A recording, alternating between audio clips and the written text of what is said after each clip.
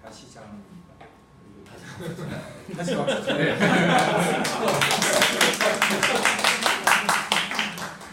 그렇습니다. 두고 박수를 두 번이나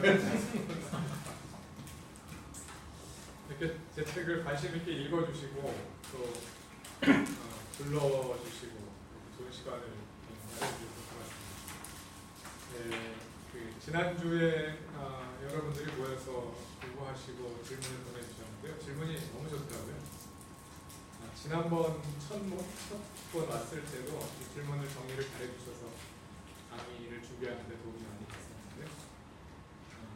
여러분들이 보내주신 질문을 보면서 또 저 나름대로 다시 생각할 수 있는 좋은 기회가 됐습니다.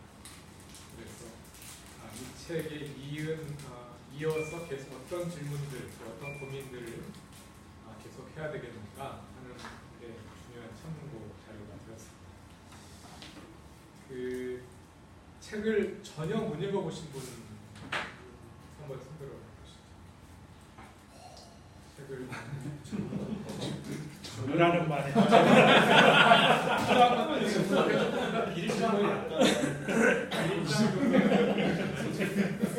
1장은 다 읽으셨나요? 1장? 저는 읽었어요. 1장에 읽으셨어요? 그러면은 뭐 왜냐면 이제 제일 중요한 개념 정리가 1장에 되어 있기 때문에요. 1장에 이제 하나님 나라의 복음이 무엇인가 그것을 십자가 수수의 복음과 비교해서 설명한 이제 그 토대 위에서 로마서의 복음도 하나님의 나라의 복음이다. 그것을 이제 입증하려고 하는 것이 제 책이기 때문에 일단 제 1장에 나와 있는 그 내용을 같이 이해하지 않으면 이제 그 다음 단계로 논의가 이어지기가 사실 어렵거든요. 그래서 이 책을 주제로 이제 강의를 몇 번 한 기회가 있었는데 그럴 때는 읽으신 분들이 있겠지만 그럼에도 불구하고 1장의 내용을 다시 한번 설명하고 그리고 이어서 강의를 했었습니다. 근데 그것만 하기에도 시간이 많이 걸리거든요. 그래서 그 작업을 해야 되나 말아야 되나 고민을 했는데 지금 분위기를 봐서는 안 해도 될 것 같은 그러나 이제 질문을 다루다 보면 자연스럽게 그 문제도 다루게 될 것이고 나중에 이제 녹화된 영상을 보시는 분들은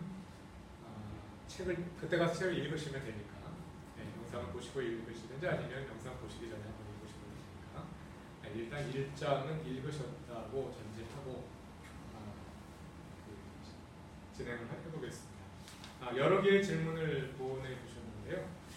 5개로 질문을 7개로 정리를 해봤습니다. 그 가운데 1번 질문이 가장 큰 질문이고 가장 기초가 되는 중요한 질문인데요.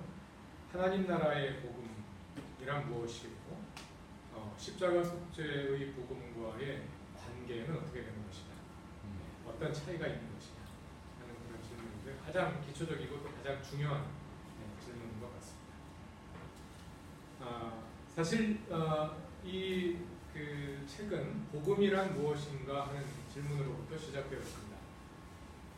책의 서론에서도 잠깐 설명을 했습니다만 오늘날 한국교회의 위기를 고민하면서 어디에서부터 문제가 시작된 것일까 이런 고민들을 많은 사람들이 하고 있는데 저는 혹시 우리의 믿음, 우리가 믿는 대로 살지 않아서 문제라기보다는 믿음 자체에 혹시 근본적인 문제가 있는 것은 아닐까 이런 질문을 던져보았고요. 상당히 당돌한 질문입니다. 우리의 믿음의 내용을 설명하는 것이 복음이기 때문에 우리가 복음이라고 알고 있는 것이 정말 그게 복음인가? 성경도 그것을 가리켜서 복음이라고 말합니다. 그리고 우리가 알고 있는 복음으로 알고 있는 그 명제가 성경에 담겨있는 진리를 온전히 다 담아낼 수 있는가 하는 그런 질문으로부터 사실은 이 책이 시작이 되었습니다.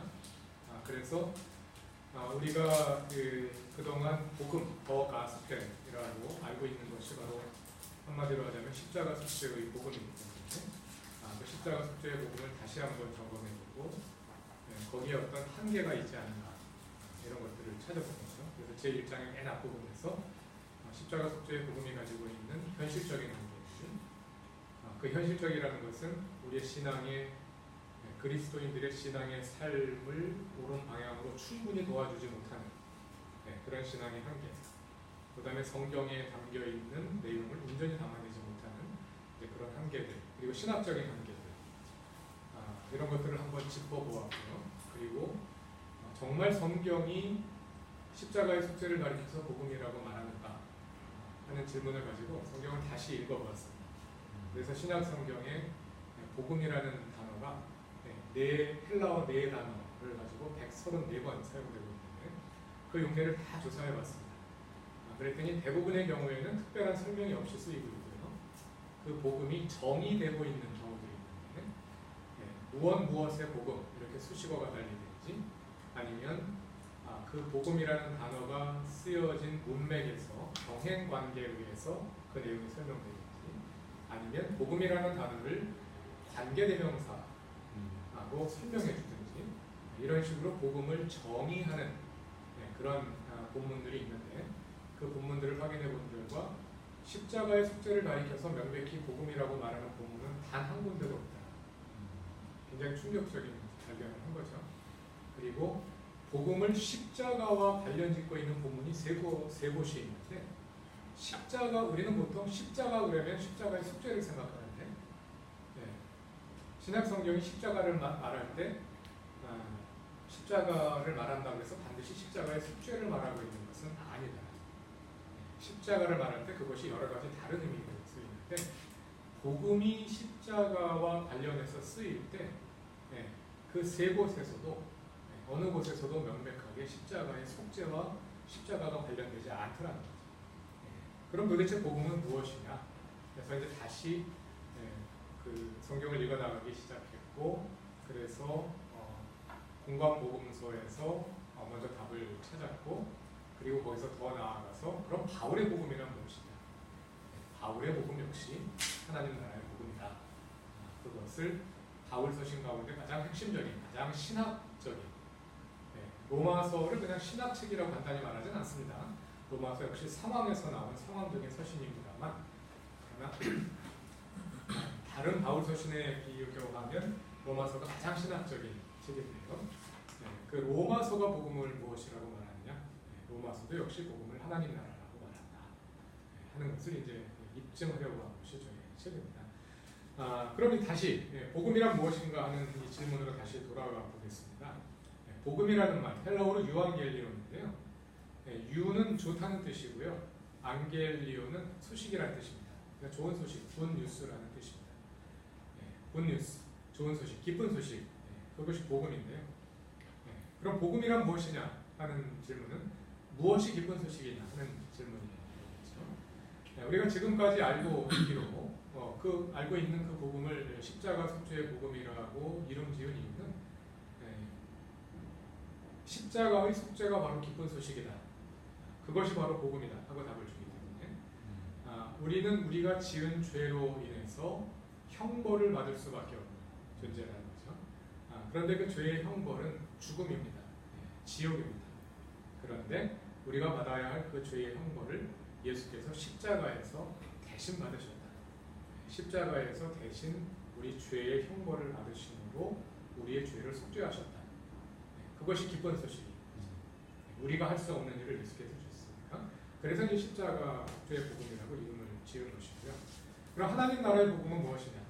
하나님의 나라가 복음이라고 답하는 것이 하나님 나라의 복음이죠. 그런데 뒤에 가면 잠깐 다시 설명하겠습니다만 하나님의 나라라는 말은 하나님의 주 되심과 사전적으로 동의어입니다. 그래서 하나님이 우리의 주님이 되신다 하는 것이 복음이다 하는 거죠. 그것이 복음의 내용이라면 그럼 도대체 그게 왜 기쁜 소식이 되느냐 했을 때 십자가의 속죄에 대해서는 이미 설명을 드렸습니다. 우리의 죄에 따르는 당연한 형벌이 있는데 그 형벌이 예수 그리스도의 십자가를 통해서 면제됨으로 우리가 죽은 후에 천국에 가기 때문에 천국에 가게 되기 때문에 이것이 복음인 거죠. 그래서 십자가 속죄의 복음은 천국 복음입니다. 그리고 우리가 어떻게 지옥에 가지 않고 천국에 갈 수 있느냐 하는 질문에 대한 답으로 나온 것이 십자가 속죄의 복음입니다. 우리가 왜 지옥에 가야 하느냐? 우리의 죄 때문에 지옥에 가야 하니까 그 답으로 나온 것이죠. 물론 이 십자가의 속죄가 기독교에서 말하는 복음을 전체로 대표하는 건 아니에요.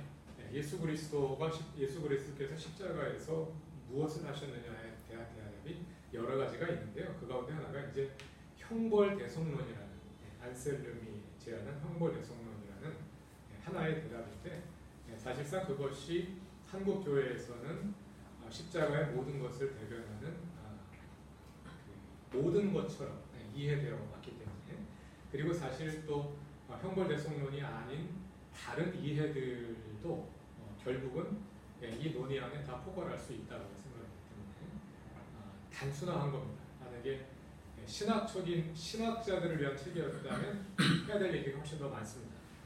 그러나 이제 그 신학자들보다는 평신도들을 대상으로 쓴 이야기이기 때문에 가급적 단순화해서 지금까지의 복음을 십자가의 속죄, 형벌대속론이라는 이제 신학의 한 그 중요한 교리로 대변되는 이제 그것으로 이야기했던 거예요. 그래서 이제 그 기쁜 소식인 거죠. 형벌이 대신 해결되어서 천국에 가게 됩니다. 그러면 하나님 나라의 복음은 하나님의 주 되심이 복음이라고 했는데 왜 그게 복음이냐? 우리는 죄의 지배하에 있었던 존재들이다. 로마서 5장 12절을 보면 한 사람으로 말미암아 죄가 세상에 들어왔다. 한 사람 아담으로 말미암아 죄의 지배가 인류에게 시작된다. 그러니까 하나님 나라 백성이 아니라 사탄의 나라의 백성 또는 사탄의 나라의 노예였던 존재들인데 예수 그리스도께서 십자가에 죽으시고 다시 살아나심으로 그 사탄의 지배를 무너뜨리신 거죠. 그래서 우리를 사탄의 지배로부터 해방시키신 겁니다. 그걸 가리켜서 성경은 속량이라고 말합니다. 속량, 구속, 대속 이런 단어들 서로 다른 의미로 말로 번역됩니다만 다 같은 단어예요. 헬라어의 리트로시스 또는 아폴리트로시스라는 단어인데요. 노예값을 지불하고 사내는 것을 속량이라고 하거든요. 예수께서 십자가로 값을 치르시고 죄의 노예 상태에 있었던 우리를 사내셨다, 해방시키셨다. 그래서 죄의 지배로부터 해방되어 하나님의 백성이 되었기 때문에 그것이 복음이다. 이렇게 설명해 거죠. 그리고 이제 이런 복음의 용례는 신약 성경에서 처음 나온 것이 아니라 이미 유대인들 가운데서는 일반적으로 받아들여지고 있습니다. 구약 성경에서부터 이미 사용되고 있었던 그런 용례고요. 그런 의미의 용례가 가장 분명하게 드러나는 것이 이사야서입니다. 이사야서의 40장 9절 10절과 52장 7절에 복음이라는 단어가 등장합니다. 거기에서 복음이란 무엇이냐면 바벨론의 포로 상태로부터 해방, 하나님의 나라가 옴으로써 하나님께서 너희를 다스리신다. 하나님께서 통치하신다. 그럼으로써 너희는 바벨론의 포로로부터 해방될 것이다. 이게 복음이거든요. 하나님이 다스리신다. 복음입니다. 왜? 하나님이 다스리신다는 이야기는 바벨론의 통치가 끝나고 포로 상태로부터 해방됩니다. 이게 유대인들이 가지고 있었던 복음에 대한 이해인 거죠. 그 복음에 대한 이해가 바울에게 가면 죄의 지배로부터 해방. 자, 그러면 두 복음은 어떤 공통점이 있고 차이점이 있느냐? 두 복음의 공통점은 인간의 근본적인 문제가 죄에 있다고 보는 겁니다. 그리고 그 죄의 해결은 십자가에서 이루어진다고 봅니다. 그런 점에서 두 복음은 동일한 복음입니다. 차이는 그 죄가 무엇이냐 하는 겁니다. 죄가 무엇이냐. 그 죄가 무엇이냐에 대한 이해가 달라지면 죄가 해결된다는 말의 의미도 달라지겠죠. 십자가에서 무슨 일이 일어납니까? 거기에 대한 답이 다른 겁니다. 여기서 이제 죄에 대한 이해를 우리가 달리할 필요가 있습니다. 죄라는 말, 헬라어로 가장 많이 이제 하마르티아라는 단어로 대표되는 말인데요. 이 단어를 우리는 보통 우리가 짓는 죄를 가리키는 뜻으로 사용합니다. 우리가 하는 악한 행위들, 하나님을 거역하는 악한 행위들, 살인하고 간음하고 도둑질하고 거짓 증거하고 사기치고 하는 이런 여러 가지 악한 행위들을 가리켜서 죄라고 부르는데 성경에서 죄라는 말을 사용할 때는 그것만을 가리켜서 죄라고 말하지 않는다. 특히 로마서에서 이것이 가장 분명하게 나타나는 용례는 로마서 7장입니다. 로마서 7장은 죄가 율법을 통해서 어떻게 우리를 지배하는지 그 메커니즘을 설명해 주는 거거든요. 그러니까 죄는 지배자로 나타납니다. 지배하는 하나의 세력으로 나타납니다. 사탄의 다른 이름이라고 말할 수 있어요. 사탄이라고 딱 말하지 않고 그것을 바울은 죄라고 말하기도 하고 이세대라고 말하기도 하고 육체라고 말하기도 하고 육체의 욕망이라고 말하기도 하고 물론 여기서 육체의 욕망이란 우리 육체적 욕구들을 가리키는 표현은 아닙니다. 그것보다 더 사탄의 지배가 내면화되어 있는 그것을 가리키는 표현인데요. 이런 여러 가지 표현들 가운데 하나예요. 그게 죄예요. 우리를 지배하는 세력으로서의 죄입니다. 그래서 죄는 크게 세 가지 차원이 있는 거죠. 하나는 크게 보면 하나의 두 가지 차원이 있는 거죠. 하나는 우리를 지배하는 세력으로서의 죄이고 또 하나는 우리가 짓는 죄입니다. 이런 두 개의 큰 용법의 차이가 있습니다. 로마서 5장을 읽어보면요. 죄라는 말이 계속해서 쓰이는데 어느 문맥을 보면 1번의 의미로 쓰이고 어느 문맥에서는 2번의 의미로 쓰이고 또 어느 문맥에서 보면 둘 다 어느 것으로 해석해도 가능하고 이렇게 이제 쓰이는 것을 볼 수가 있습니다. 그런데 두 번째 범죄 이 범죄도 무엇이 우리가 짓는 범죄냐 했을 때도 이거를 두 가지 차원으로 나눠볼 수 있다는 거예요. 죄가 하나의 세력이라면 결국은 두 가지 지배가 대조되고 있는 거죠. 죄의 지배와 하나님의 나라, 사탄의 나라와 하나님의 나라, 두 개의 나라, 두 개의 통치가 대조되고 있는데 여기에서 이제 누구를 주인으로 섬길 것이냐의 문제라. 그러니까 믿음이란 하나님을 주님으로 섬기는 것이라면 죄란 죄를 주님으로 섬기는 거죠. 그러니까 범죄라 그랬을 때 그것을 이제 로마서 5장에서는 그걸 하마르티아라는 단어로도 쓰고 바라바시스라는 단어로도 쓰고 바라프토마라는 단어로도 사용하고 그러는데요. 범죄라 그랬을 때 거기에도 두 차원이 있는 거죠. 하나는 하나님의 주 되심을 거부하고 죄의 지배를 따라가는 죄가 나를 지배하도록 그냥 맡겨버리는 이런 근본적인 범죄가 있고 그에 따른 열매로서 또는 증상으로서 나타나는 악한 행위들 이런 두 가지로 나눌 수 있습니다. 그 병에 비유하자면 아마 1번이 질병이고 2번이 증상이라고 말할 수 있습니다. 근데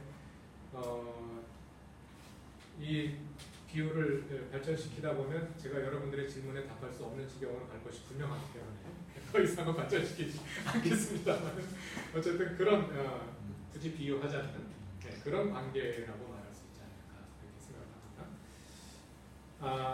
이렇게 봤을 때 이제 십자가 속죄의 복음은 이 3번에만 관심을 가지고 있는 거죠. 1번과 2번의 문제에 대해서 별 관심이 없고 죄의 지배의 증상으로 나타나는 이 악한 행위들을 어떻게 해결할 것이냐 이거에만 관심을 가지고 있고 이 죄, 우리가 저지른 악한 행위들에는 형벌이 따를 것이고 그 형벌을 예수께서 십자가에서 대신 지셨다. 여기서만 이야기가 이루어지는 겁니다. 그래서 그 근본적인 죄의 지배라는 이 문제에 대해서 답을 주지 못한다. 어떻게 우리가 죄의 지배로부터 벗어날 것인가. 하나님의 나라의 복음은 이 죄의 지배를 어떻게 해결할 것이냐에 대한 답입니다. 죄의 지배에 대한 해결이 어떻게 나타나냐? 그것이 바로 예수 그리스도의 십자가입니다. 예수 그리스도의 십자가는 예수께서 죄의 지배, 사탄의 지배를 해결하는 방법이었다는 거죠. 근데 이제 여기서 나타나는 질문이요. 아마 십자가 하나님 나라 복음과 십자가 속죄의 복음이 어떻게 다릅니까? 하고 질문하시는 분들 가운데 많은 경우에는 차이가 느껴지지 않는 거예요. 왜냐하면 지금 하나님 나라의 복음을 얘기하면 나도 그렇게 지금까지 믿어왔는데, 네. 나도 지금까지 그렇게 믿어왔는데 새로운 거 하나도 없는데 하는 거죠. 네, 새로운 거 하나도 없습니다. 네. 제가 하고자 하는 이야기는 우리가 믿어온 건 이 전체 다인데 십자가 속죄의 복음이 이 전체를 담아낼 수 없다는 거예요. 십자가 속죄의 복음은 이 전체의 틀을 해결한 그 십자가의 의미를 설명해내지 못하고 오직 3번만 설명할 수 있다는 거예요. 그렇기 때문에 십자가 속죄의 복음이 하나의 패러다임이 돼가지고요. 지금까지 개신교의 신학은 십자가 속죄의 복음이 하나의 큰 패러다임이 되어서 그 안에다가 모든 것을 집어넣으려고 하는 그런 시도였어요. 그거는 성공적일 수 없다는 거죠. 로마서 주석이 엄청나게 많이 나왔습니다. 로마서는 진짜 어렵습니다. 왜 그렇게 어렵냐? 무리한 시도를 해온 거다. 로마서 역시 하나님 나라의 복음이라는 큰 패러다임 안에서 쓰여졌는데 그거를 십자가의 속죄라는 그 패러다임 안에다가 억지로 집어넣으려고 하다 보니까 무리해서 해석을 할 수밖에 없는. 그래서 제가 로마서를 이제 우리 교회에서 설교를 하면서 발견한 재미있는 사실들이 있는데요. 로마서에 대한 번역이 영어 번역도 그렇고 우리말 번역도 그렇고 의역이 굉장히 많다는 것을 발견했어요. 영어 성경도 우리말 성경도 로마서 헬라어를 의역하는 것들이 많습니다. 왜 의역하느냐? 직역하면 뜻이 안 통하니까 의역하는 거잖아요. 십자가 속죄의 복음으로 이해하면 뜻이 안 통해요. 그래서 의역한 거예요. 십자가 속죄의 복음에 맞게. 그런데 그냥 직역하면 하나님 나라의 복음으로 이해하면 직역하면 뜻이 통해요. 네, 그런 부분들을 여러 개 발견했어요. 근데 그걸 지금 다 정리를 해놓지 않아가지고 한번 그것만 다시 찾아서 정리해서 글을 한번 써야 되겠다 생각을 하고 있는데요. 네, 그런 것들을 몇 번 발견합니다. 네, 그러니까 무리한 시도를 해온 거 아니냐. 저는 이제 이렇게 생각을 하고 있고요. 그래서 말하자면 이제 제가 이 책에다가 바울 신학의 패러다임 경천이라고 전환. 패러다임 전환이라는 그 굉장히 거창한 그 부제를 붙였는데요. 좀 너무 거창하긴 하지만 사실은 그게 제가 이제 의도한 것이기도 합니다. 그러니까 비유하자면 그 이제 태양계에 비유하자면 이제 과학 철학 그 토마스 쿤이 이제 그 과학 혁명의 구조에서 패러다임 쉽게 얘기했잖아요. 이제 과학의 패러다임이 바뀌어오는데 가장 그 뚜렷한 게 이제 천동설에서 지동설로 변하잖아요. 천동설은 태양을 중심으로, 지구를 중심으로 모든 것이 돌아가고 있다고 그런 과학인데 다시 이제 망원경이 발전하면서 먼 우주까지 관찰이 발전하다 보니까 설명이 더 이상 안 되는 거죠. 생각을 바꿔보자. 그럼 태양을 중심으로 지구가 돌아간다고 설명해보자. 모든 게 다 설명이 되는 거죠. 어떻게 본다면 그 로마서에서 태양에 해당하는 그 중심에 있는 것이 바로 하나님의 그리고 십자가의 속죄는 그 태양을 중심으로 돌아가는 여러 개의 행성 가운데 하나이다. 그런데 지금까지의 로마서 연구는 십자가의 속죄를 중심으로 모든 걸 돌아가는 지구를 중심으로 태양이 돌아가도록 만들어 온 거예요. 그걸 만들려다 보니까 얼마나 힘들겠어요. 그러다 보니까 로마서 연구가 더 복잡해집니다. 그 패러다임을 바꾸어서 보면 로마서를 비로소 바로 이해할 수 있다 하고 이제 과감하게 이제 주장을 한 책이 이 책이 되겠습니다. 자, 여기까지가 이제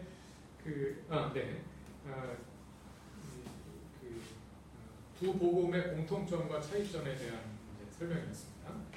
그래서 하나님의 나라의 복음은 죄의 지배에 대한 대안으로 제시된 것이네요. 그럼 죄의 지배에 대한 대안으로 제시된 하나님의 나라는 무엇이냐 하는 거죠.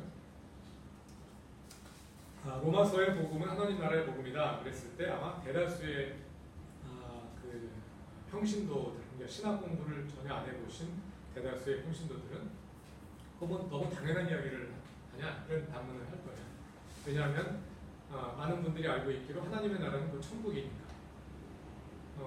하나님 나라 복음은 천국 복음이고 로마서의 복음은 천국 가는 길을 가르쳐주는 천국 복음. 너무 당연한 얘기를 하고 있느냐 이렇게 받아들일 겁니다. 근데 하나님의 나라와 천국은 이제 다른 거죠. 천국은 문자 그대로 저 초월 세계에 있는 어떤 공간을 가리키는 그런 개념인데 하나님의 나라라는 말은 그 문자적으로 이제 원문을 가지고 생각해 보자면요. 하나님의 나라를 가리키는 히브리어가 멜렉입니다. 히브리어는 오른쪽에서 왼쪽으로 씁니다. 멜렉인데요. 이 단어를 비교해 보면 앞에 나오는 세 글자가 똑같습니다. 여기서 이제 요 글자하고 요 글자는 다르게 보이는데 같은 글자예요. 이 글자가 단어 끝에 오면 길게 잡아들이고 단어 앞이나 중간에 오면 꼬부리고 이렇게 하거든요. 그래서 똑같은 글자고요. 거기다가 이제 어미를 붙이는 거죠. 그러니까 킹, 킹덤, 킹십 이런 단어입니다. 왕이라는 단어에서 파생된 겁니다. 헬라어에서는 바실류스가 왕이고요. 나라는 바실레이아고요. 그러니까 왕됨 이런 뜻입니다.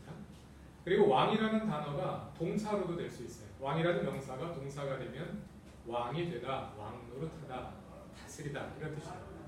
바실류스는 헬라어로 바실류오 하면 왕이 되다, 왕 노릇하다, 다스린다. 그러니까 왕이라는 명사로부터 동사가 파생되면 통치를 다스린다는 의미가 되고 또 거기에 어미가 붙으면 왕됨 이렇게 나라라는 단어가 되는 거죠. 그러니까 바실리우스라는 단어를 가지고 워드 플레이를 해보자면 바실리우스가 바실류오 하는 것이 바실레이아이다 이렇게 워드 플레이를 할 수 있습니다. 왕이라는 단어로부터 모든 것이 파생됩니다. 그러니까 나라라는 말은 왕됨 이라는 뜻입니다. 왜냐하면 나라의 정체성을 왕이 결정하기 때문에 오늘날 오늘날 민주주의 시대의 국가에 삼려서 그러면 국민 영토 주권이잖아요. 그 가운데 가장 중요한 것은 국민이죠. 국민이 주권을 가지고 있고 국민이 영토의 주인이고 국민이 중요한 개념이죠. 국민을 가리키는 영어가 nation. 그런데 사람들에게 국민이 영어로 뭐냐? 그러면 금방 답을 잘 못해요. 왜냐하면 우리는 nation이라는 말을 보통 나라라는 뜻으로 쓰기 때문에 나라는 state인데 nation state인데 왜 nation이 state가 나라가 됐느냐? 국민이 곧 국가니까. 국민이 국가의 정체성을 결정하잖아요. 한국이라는 나라는 한국 사람이 사는, 한국 국민이 사는 나라가 한국이고, 영국이라는 나라는 영국 사람들이 사는 나라가 영국이죠. 국민이 국가의 정체성을 결정하니까. 국민이라는 단어가 국가라는 뜻이 되고 있는 거예요. 마찬가지로 옛날 왕정 시대에는 왕이 주권을 가지고 있고 왕이 그 나라의 정체성을 결정하기 때문에 왕이라는 단어가 그 나라라는 단어. 이제 근원이 됩니다. 그러니까 하나님의 나라라는 말은 하나님의 왕 되심, 하나님의 주 되심. 왕이라는 단어, 주라는 단어는 헬라어는 퀴리오스인데요. 거의 동의어처럼 신약성경에서 쓰입니다. 그래서 퀴리오스가 동사가 돼서 퀴리유어, 그럼 주 노릇한다, 주가 되다, 다스리다 이런 뜻으로 쓰입니다. 하나님의 나라는 하나님의 왕 되심, 하나님의 주 되심, 하나님의 다스리심 이런 뜻이에요. 사전적으로 그렇게 해석할 수도 있다, 그렇게 풀어볼 수 있다 그런 차원이 아니라 그냥 문자 그대로 사전적으로 하나님의 나라는 하나님의 주 되심이라는 뜻입니다. 그래서 우리가 하나님의 나라를 이해할 때 많은 분들이 하나님의 나라 복음을 알고 있는 많은 분들도 하나님의 나라가 무엇이냐 이렇게 질문하면 하나님의 나라는 하나님이 다스리시는 나라다 이렇게 답을 하는데요. 그 말은 정답이지만 오해를 많이 불러일으킬 수 있습니다. 왜냐하면 우리는 나라 그러면 공간에 매여요. 우리 개념이. 모든 나라는 영토를 가지고 있잖아요. 그러니까 나라 그러면 어디에 있어? 이 질문이 항상 와요. 하나님이 다스리시는 나라, 그럼 그 나라는 어디냐? 이렇게 질문이 가거든요. 그리고 우리가 지금까지 가지고 있는 국가 개념의 종속이 되어버려요. 하나님이 다스리는 나라. 그래서 그것보다 더 정확한 개념은 하나님의 다스리심 그 자체입니다. 하나님의 주 되심, 하나님의 왕 되심. 하나님의 나라에도 영토가 있습니다. 영토가 없는 나라는 없죠. 하나님의 나라에도 영토가 있습니다. 그런데 하나님 나라는 어디에 이루어질까요? 질문을 바꾸자면 하나님의 나라가 이루어지지 않는 곳은 어딜까요? 그런 곳은 없죠. 그러니까 영토는 중요한 게 아니에요.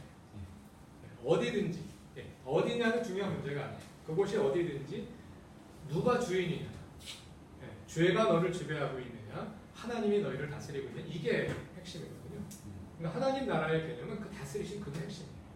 하나님의 나라, 가장 정확한 하나님의 나라의 정의는 하나님의 주 되심. 하나님이 주님이 되신 그 상태. 하나님이 주님이 되신 그 되신 그 자체. 그것이 하나님의 나라.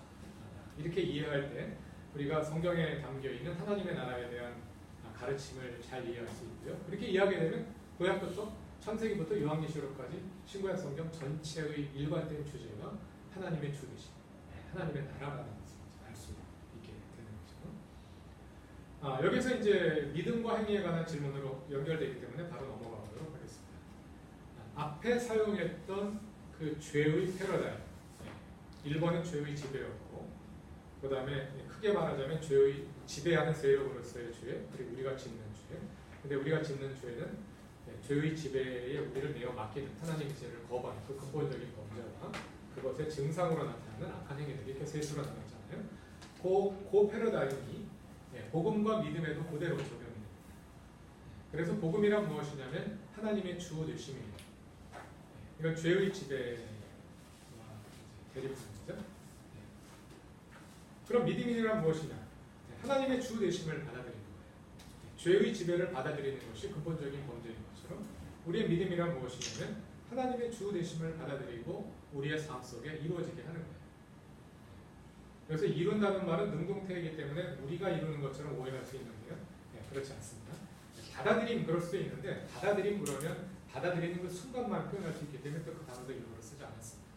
하나님의 주 되심을 이룬다. 하나님이 주님 되심을 이루는 거니까 우리가 주도한 게 아니죠. 철저하게 시작부터 끝까지 하나님께서 주님이 되시는데 우리가 주님 되시도록 내어드리지 않으면 주님 되시지 못하는 거예요. 내어드리는 우리의 결단 중요한 거예요.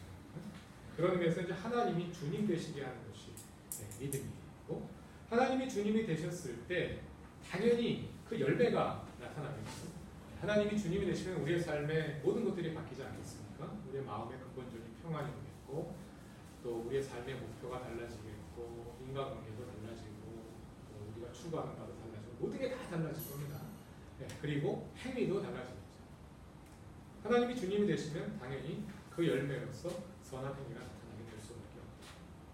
이것이 이제 마태복음 12장 31절 보면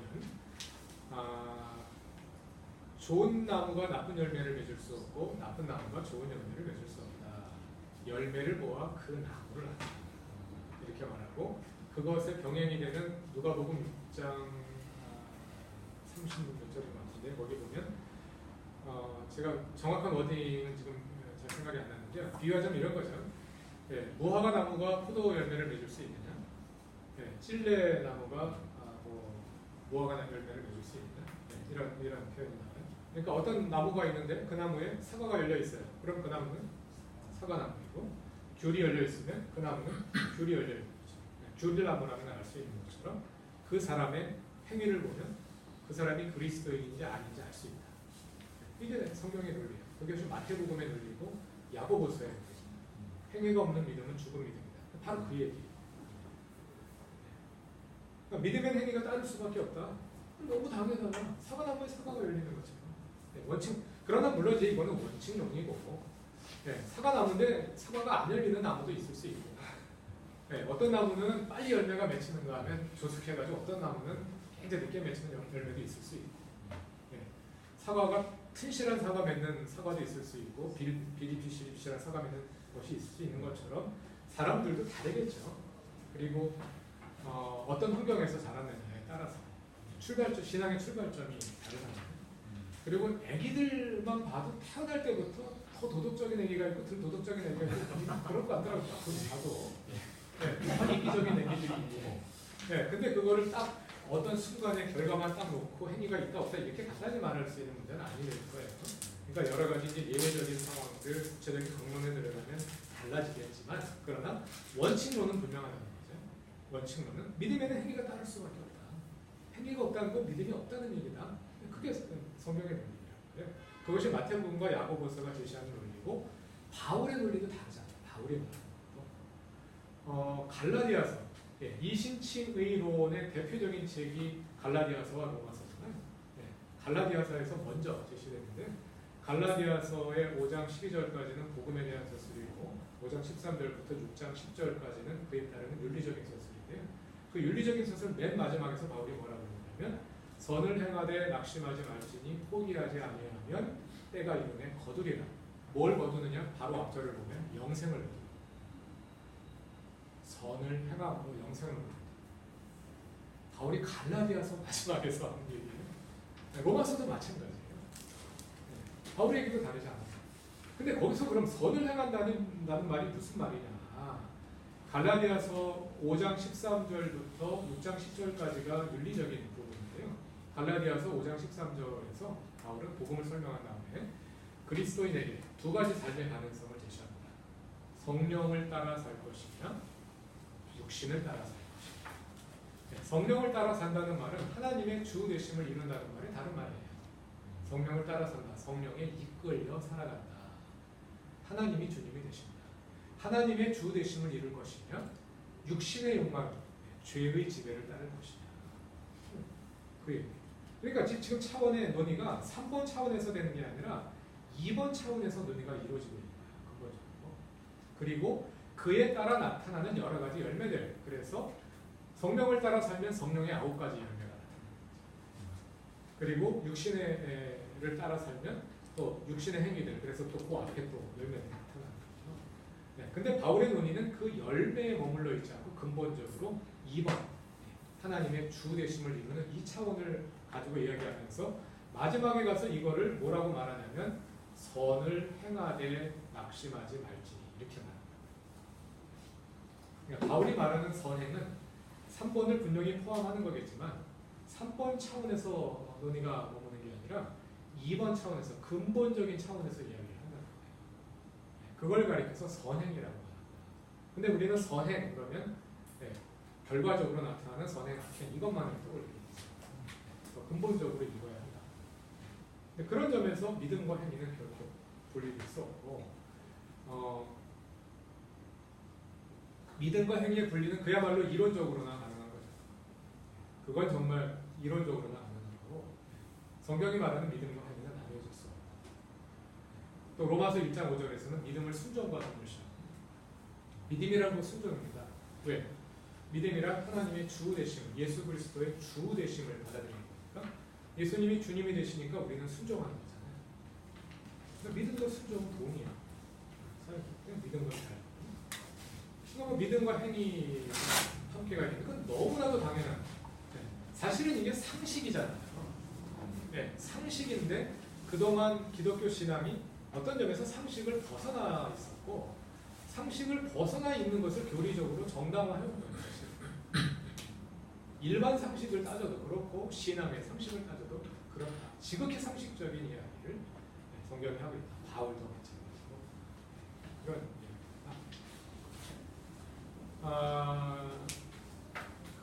그래서 이제 그렇게 복음이 정의가 되면 믿음의 정의가 달라지는데요. 복음이 십자가의 속죄로 정의되면 믿음이란 십자가의 속죄를 받아들이는 것. 그러니까 예수께서 십자가에서 내 죄를 해결하셨다는 사실을 받아들이는 것입니다. 십자가 속죄 복음에서 믿음이란 사실에 대한 믿음이에요. 그 사실을 받아들였어요. 그 다음에 우리가 뭘 더 할 수 있습니까? 다 했잖아요. 더 이상 할 게 없잖아요. 그런데 복음이 하나님의 나라로 설명되면 믿음도 얘기가 달라집니다.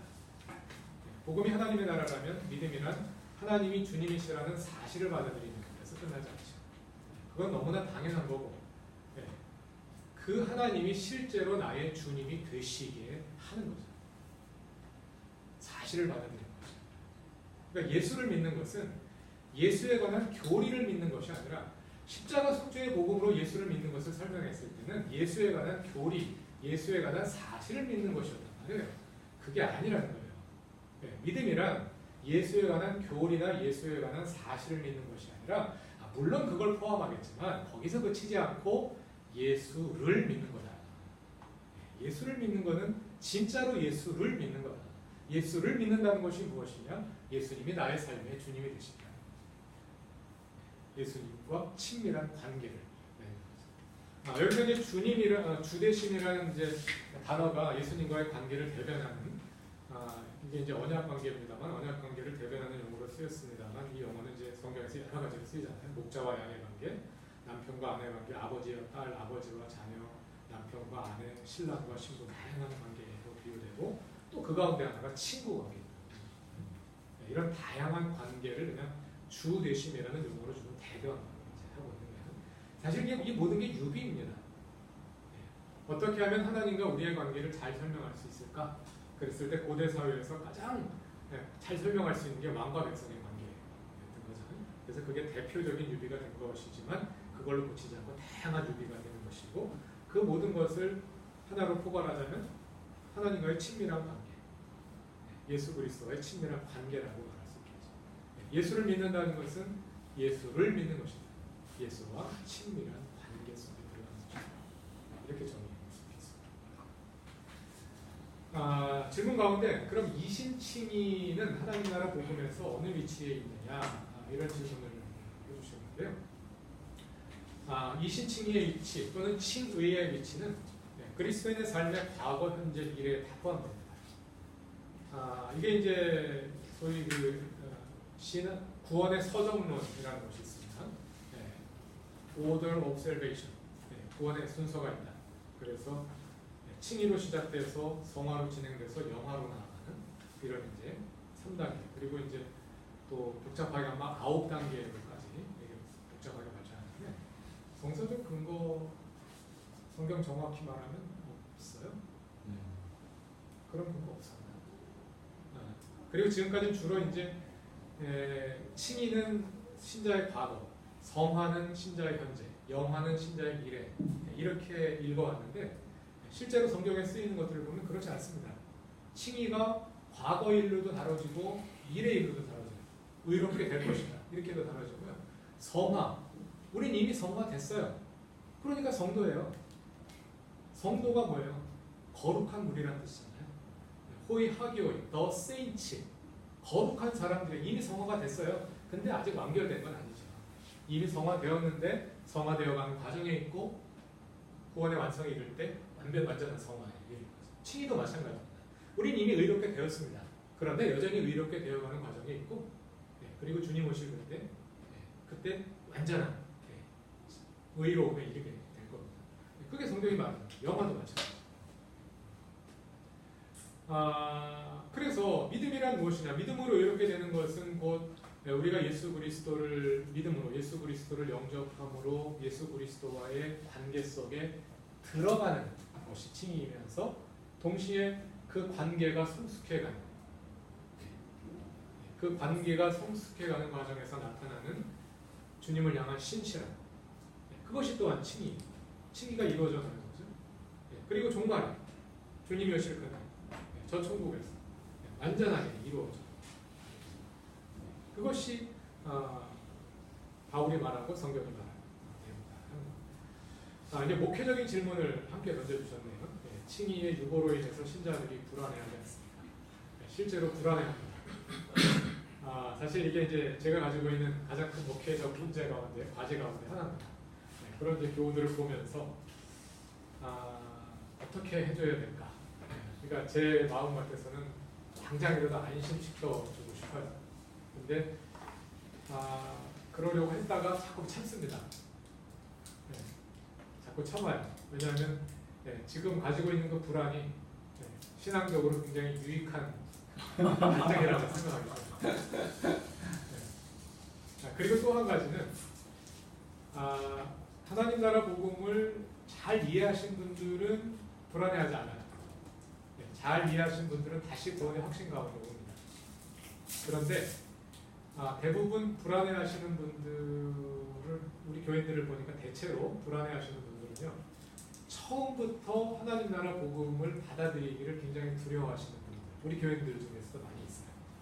이신칭이 복음 받아냈는데 그건 그냥 한번 믿음으로 구원받고 영생인데 아니라 그러니까 그게 걸림돌이 돼가지고 하나님 나라 복음을 잘 받아들이지 못하는 분들이 많아요. 더 생각이 좀 전개가 안 되는 거죠. 그러니까 이 불안이 해결이 안 되는 거예요. 제가 보기에는 하나님 나라 복음을 잘 이해하면 저절로 해결될 것 같은데 그런데 복음을 받아들이기를 제 입장에서 볼 때 복음을 받아들이기를 거부하고 있는 거죠. 하나님 나라 복음을 받아들이기를 두려워함과 이 칭의의 유보로 인한 불안이 같이 나타나는 거기 때문에 많은 경우에 그래서 어떻게 해드리는 것이 정말 좋을까? 이런 고민을 계속하면서도 근본적인 해결은 결국 하나님 나라 복음을 잘 이해할 수 있도록 도와드리는 것이다. 그리고 지금 갈등하고 불안하지만 궁극적으로 신앙에 도움이 될 것이다 하고 믿기 때문에 아직은 두고 보고 관찰하고 있습니다. 그 칭의의 유보로 인해서 이제 불안이 나타난다. 사실은 이신칭의가 주는 그 확신 또는 이제 안정감 이것이 있었는데요. 이신칭의가 우리에게 주는 그 평안 또는 안정감은 어떤 규칙이 주는 겁니다. 규칙이 있어요. 예수 그리스도께서 내 죄를 대신해서 십자가에서 돌아가셨다는 그 사실을 믿으면 그 사람은 미래의 구원이 이미 결정돼요. 그리고 그 구원은 절대로 포기되지 않아요. 비유로 말하자면 십자가의 속죄를 믿는 순간 천국행 티켓이 발급이 돼요. 그리고 죽은 다음에 그리고 나서 어떻게 살든지 관계없어요. 그렇죠? 어떻게 살든지 관계없고 죽은 다음에 티켓만 내밀면 그냥 열차 타고 천국으로 날아가는 거예요. 티켓 잃어버려도 관계없어요. 다 전산화되어 있기 때문에. 그렇죠? 하나님이 들어갈 여지가 없어요. 진작에 생각해 보세요. 하나님이 끼어들 여지가 없어요. 규칙대로 가는 거예요. 저는 그래서 전통적인 구원론 시스템이 이건 천국 자동 판매기다. 자판기에서 물건을 살 수도 있고 가게에 가서 주인한테 살 수도 있는데 가게에서 주인하게 살 때는 이게 주인과 관계가 굉장히 중요하잖아요. 그래서 같은 가격에도 단골이 오면 더 좋은 물건 꺼내줄 수도 있고 마음에 안 들면 안 할 수도 있고 도움도 줄 수 있고 뭐 이런 건데 자판기는 그런 게 없잖아요. 주인과의 관계가 전혀 중요하지 않죠.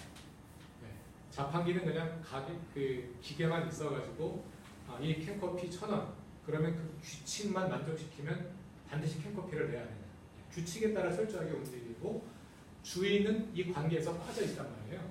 근데 우리가 가지고 있는 이신칭의의 믿음이 여기에 상당히 가까운 거 아니냐. 그래서 우리는 그 규칙에서 오는 안정감을 얻으려고 하고 있는 거 아니냐.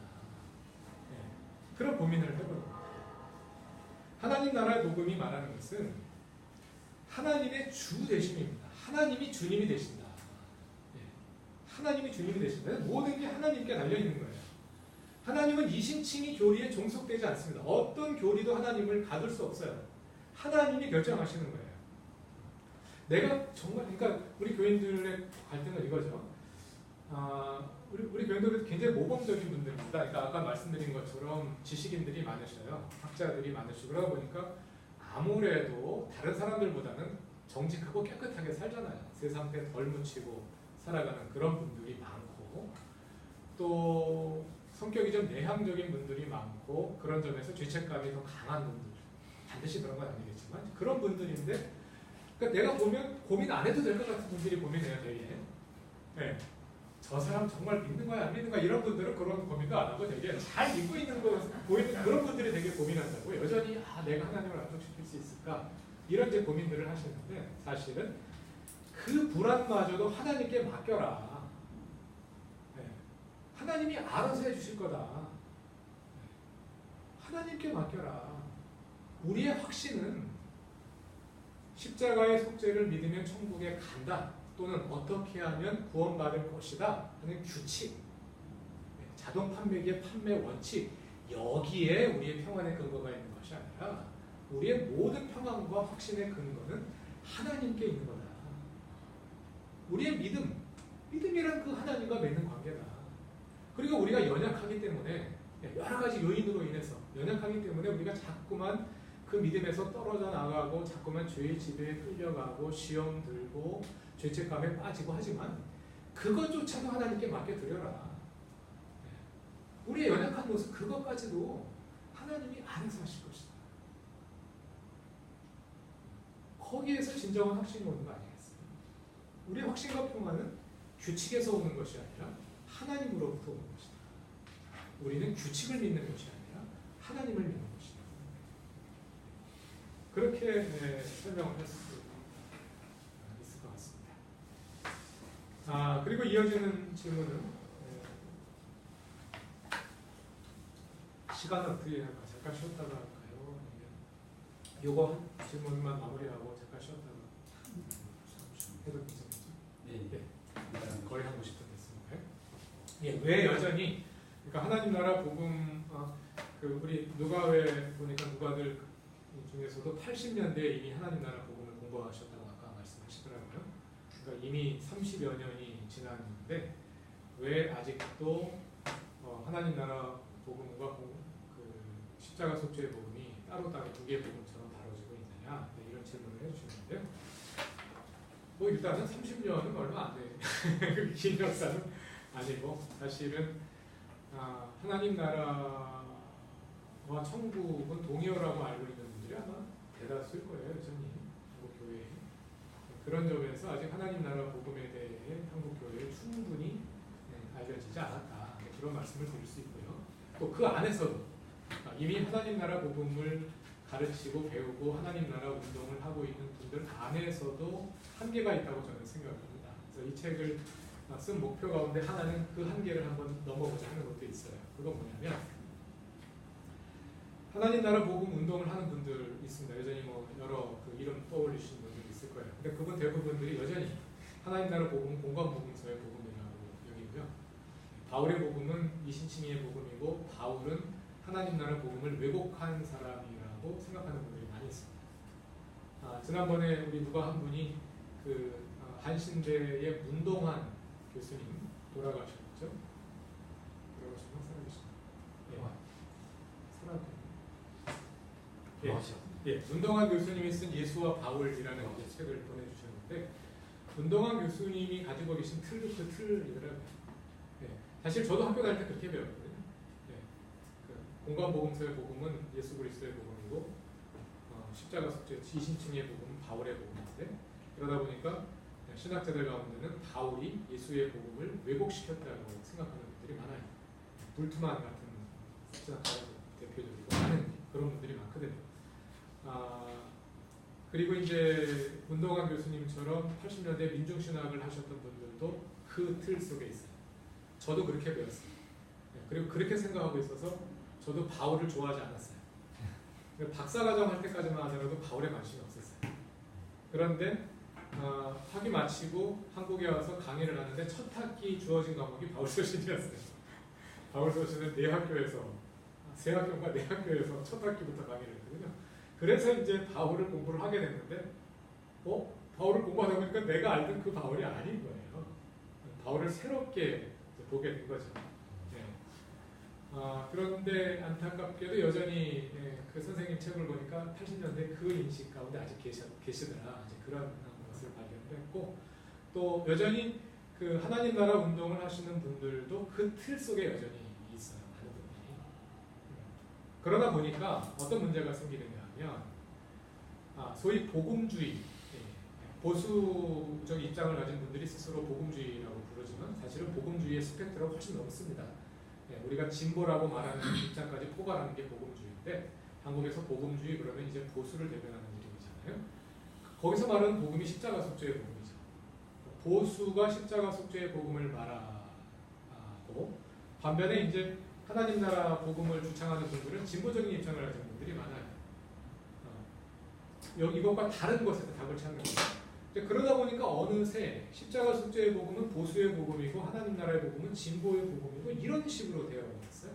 하나님 나라 복음 운동을 하시는 분들 가운데도 이건 진보다 이렇게 말씀하시는 분들도 있고 그건 아니다. 저는 그렇게 생각하지 않거든요.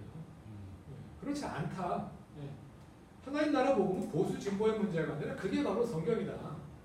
그게 바로 성경이 가르쳐주는 복음이다. 그리고 이제 또 주로 이제 한국에서는 보수는 교회를 좋아하고 진보는 사회 운동하고 또 이런 이제 이분법이 또 우리나라에 형성이 되어 있잖아요. 그러니까 하나님 나라 운동은 그 사회 운동을 뒷받침해주는 어떤 윤리적인 가르침인 것처럼 이런 이제 그 이분법이 나타나왔는데 그렇지 않다.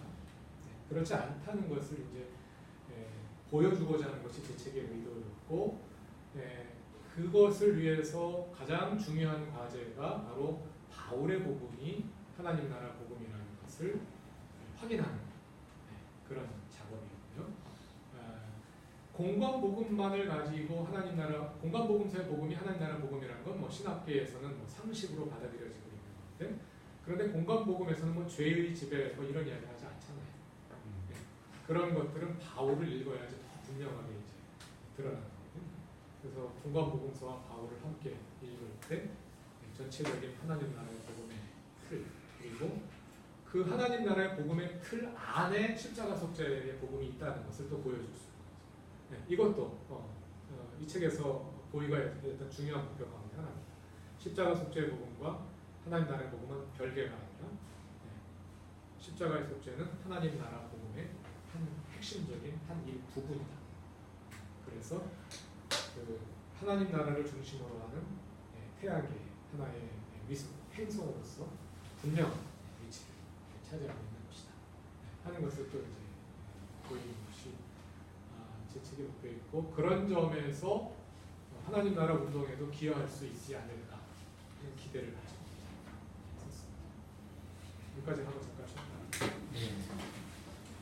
화장실은 엘리베이터 옆에